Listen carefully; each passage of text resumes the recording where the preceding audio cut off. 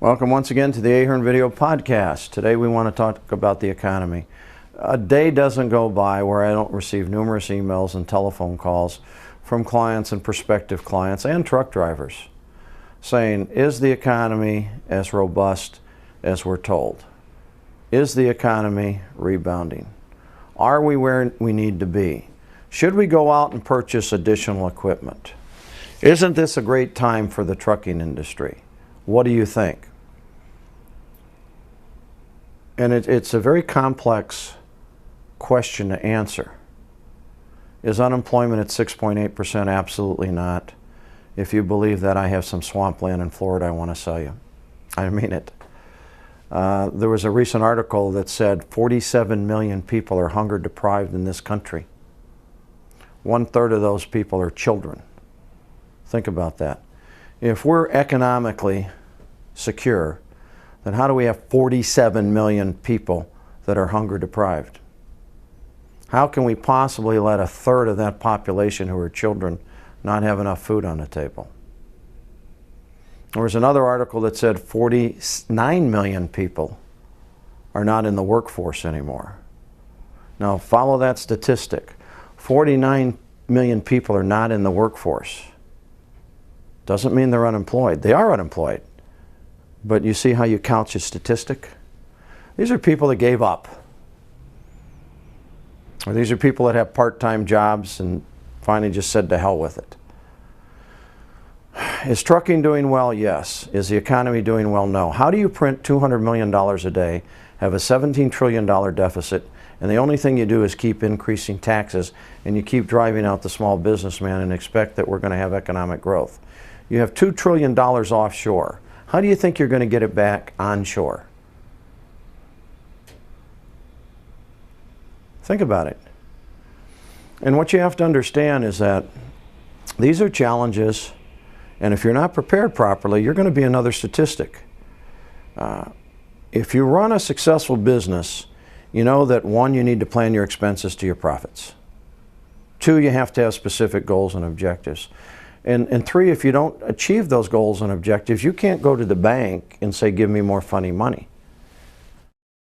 But in the government, you can. And that's the difference. Complaining about what's going on, though, is not going to get you to where you need to be. Taking a proactive approach, thinking outside of the box. So, is there a demand for more trucks? Yes. Should you increase your fleet size? Not necessarily. First thing I would recommend is that you analyze all of your existing customers. Analyze the revenue per mile, the revenue for all miles, the empty mile ratio on those loads. Review the fuel surcharge. And then also review how quickly they pay you. If you've got a customer that pays you a high rate but they don't pay you for 90 days, that's not a customer. Get rid of them. Now that's step 1. Step 2, start looking at your fuel utilization by truck, by driver. Drivers are underpaid today. So what do? The people that get better mileage, those drivers, give them an extra incentive. Because fuel is a very large operating cost. Track your parts to your truck. Track your drivers to a truck. Track your utilization daily.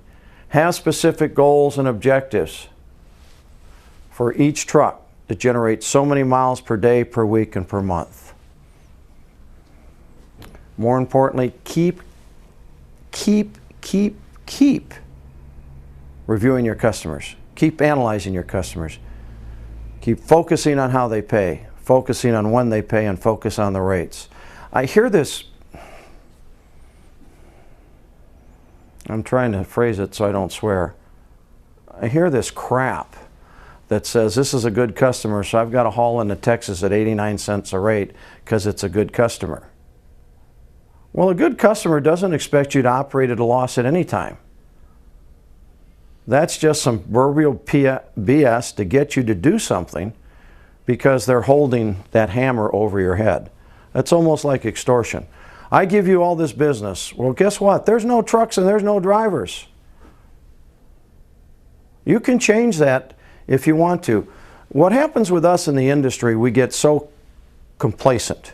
If we have 3 or 4 customers and it's easy and they're giving us good rates, we don't go out and try and create new customers. And that's the worst thing you can do. Go out and create new customers. Always look for new opportunities. Set accountability for your salespeople. Make them make so many calls a day. Make them make so many visits a week. Make them analyze their territory. Find out who their competition is. Find out where their next 5 sales are going to be. Find out where their 5 previous sales were going to be. Accountability. Customer concentration, rates, fuel surcharge, empty miles. What's the next thing? Look at your dispatch. Dispatchers can make or break driver recruitment. How many times you hear that the driver calls into the dispatcher, he says, I need to be routed home right away. What does the dispatcher do? He sends that driver in the opposite direction. How do you think he or she feels? There's an emergency and you send them in the other direction because you're saying, I don't give a damn.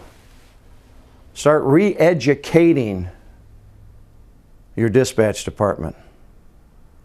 Start placing bonus incentives for your dispatch to work with the drivers to get better fuel utilization, get better truck utilization. Work with your accounts to payable department. For example, I've got a customer right now, they've got $300,000 over 90 days. The accounts receivable department says, I can't collect this any quicker, blah, blah, blah. Here's $1,000 if you can collect 40% of it in the next 30 days. What do you think happened? Amazing, isn't it?